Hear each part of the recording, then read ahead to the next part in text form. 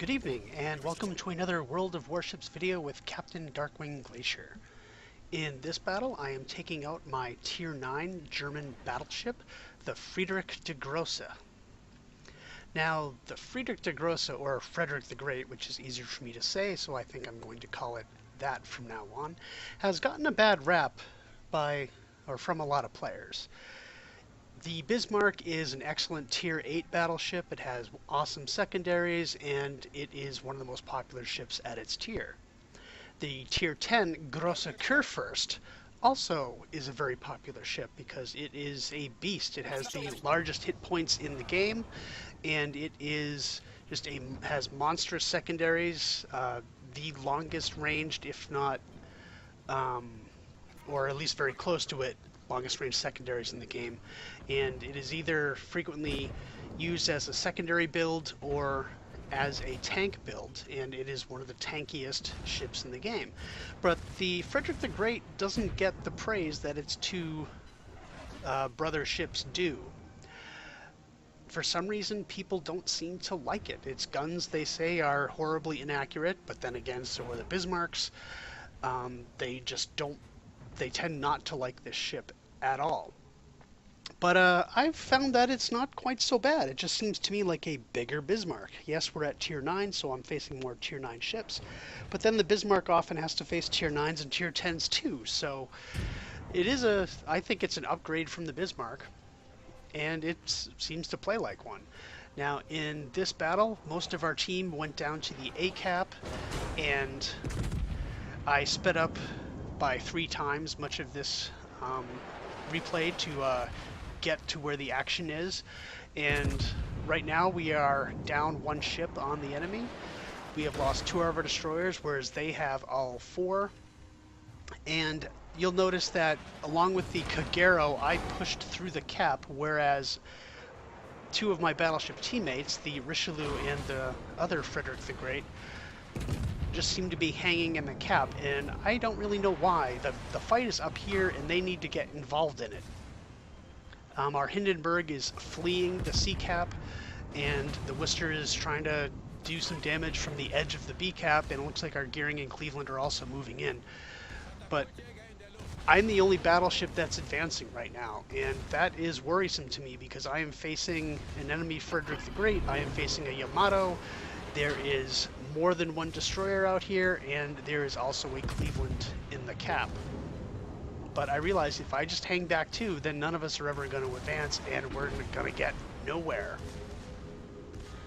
My secondaries right now are firing at the Cleveland and doing a decent amount of damage, not nearly as much as my secondary build Bismarck or Massachusetts would do, but it's doing it's getting those hits. So my Kagero teammate here is being very useful to me. He is setting up some smoke to help me out, even though it won't it won't keep me out of detection from my main batteries. It'll allow my secondaries to continue firing. And more importantly than that, the fact that he set up the smoke caused me to cut my engine, and as you can see, these torpedoes that are inbound would have, well, torn me to shreds, and I probably would have sunk. So kudos to that Kagero for doing his job, and as you can see in chat, I'm telling him, thanks for making me slow down. And since he is a destroyer who, is acting like a teammate and provided me with some defense, I will be giving him a compliment. I always tend to do that whenever a destroyer provides smoke or does something that definitely benefits me in the game. See, there I go, I give him the compliment. It's just I think the right thing to do. I think anytime someone gives you good teamwork, they deserve to be rewarded. So mainly I'm just sitting in the smoke, letting my secondaries do their work, and I guess an argument could be made that I should have come out of the smoke and tried to deal with this using my main batteries, but because we are running out of time, we're down 5 ships now to 3. So at this rate, I kick my engine up to full, and now I'm going to try to take this Yamato head on. Fortunately, he's on fire. My secondaries are continuing to light him on fire, and now our Gearing and followed by the Kagero are moving into the B cap And fortunately, the Yamato goes down. I get my first kill with my secondaries. But we're still down by one ship, and there is a gearing which has a lot more health than our gearing does, so I doubt our gearing is going to last very long. Yep, and there he goes down to the enemy gearing. I line up my main batteries on this guy. I know that one shot isn't going to kill him because he has way too much health, but hopefully I'll be able to whittle him down a little bit. Looks like there's some more torpedoes coming in, but fortunately they're behind me. And finally the Richelieu is catching up to me, but our friendly Friedrich the Great is still hanging way too far back. I don't know what he's afraid of. Maybe he's afraid of the fact that there's still a destroyer out there. So I turn to avoid the islands, and I'm going to push into this cap and hopefully bully anything I can run into. 35 seconds until my hydro comes back, so I will be able to hopefully spot any enemy torpedoes. And what do you know, there looks like a Kiev. He's very low on health. I snapshot at him, and on target, and I get kill number 2. Fortunately, I turned that his torpedoes were unable to get me. And now I'm pretty vulnerable because I am still detected, but I can't see any targets. There he is. Z-52, my secondaries immediately start firing at him, but the accuracy isn't what I'd hoped they'd be. But my main batteries are just about reloaded. Shots out, and that is kill number 3. Unfortunately, there's torpedoes, and I take 2 of them on my port side. Can I avoid this third one? Yes, looks like I'll be able to. And there's an enemy Tirpitz right there. So I have to kick off my repair to stop the flooding. Fortunately, I still have more than half of my health. This Tirpitz is going to give me a run for my money, however. The Richelieu is up on my port side, so he's at least distracting the Tirpitz, who appears to be focusing most of his attention on him. And our Kagero dumps a lot of torps. Hopefully he's going to nail the Tirpitz at least once. Looks like he got 1 torpedo in. And now I'm trying to go into full reverse, and I'm very much worried that this Tirpitz is going to launch his torpedoes at me, so I'm trying to aim at least somewhat to see if I can disable those torpedoes. But it looks like he's got his hands full, so he launches his starboard torpedoes at the Richelieu, and I think the Richelieu took at least 1 or 2 torpedoes. I fire at very close range at the Tirpitz. I have 2 fires on me now. This Tirpitz is completely surrounded, so he's definitely going to go down. Looks like the Richelieu might go down as well.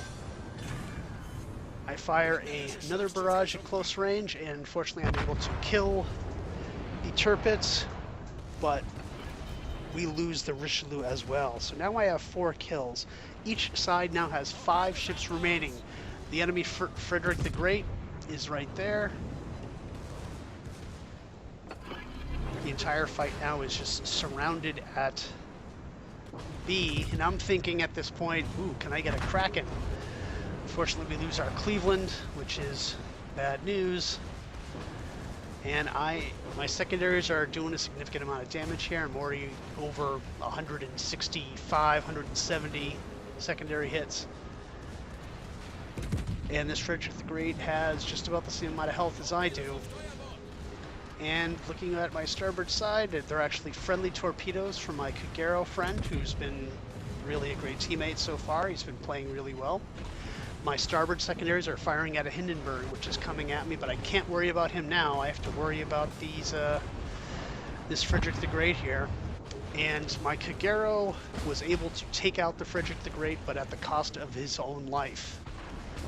So now we're just down to 2 ships against 4. The odds suddenly got a lot worse. And now I have a Hindenburg closing in me bow on. I can almost guarantee what this guy's going to do. He is going to push forward, he is going to turn, show some broadside, and launch his torpedoes and finish me off. So what I have to do is I have to take out almost 28,000 of his hit points before he gets there. But the problem is, he's already 3.5 kilometers away.